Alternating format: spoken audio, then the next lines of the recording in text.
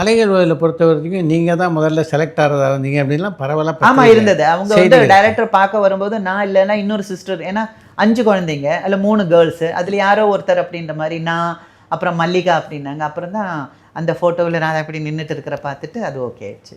அதான் அது கிளிக் ஆகும். அது ராதா பண்ணணும்னு எழுதியிருந்தது, அது பண்ணிடுச்சு. பட் மல்லிகா வந்து சினிமா ஃபீல்டுக்கே வரவே இல்லையே. நம்ம வீட்லேயே பிரெய்னி கிட் தான்.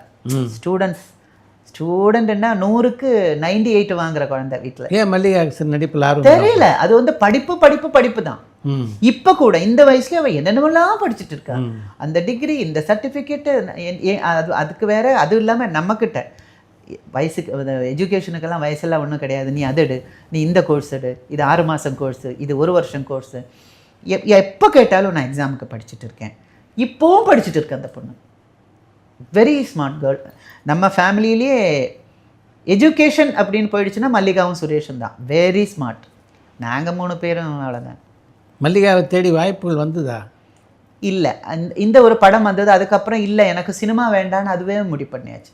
எனக்கு எஜுகேஷன் தான் வேணும், டாக்டர் ஆகணும்னு ஆசைப்பட்டேன்.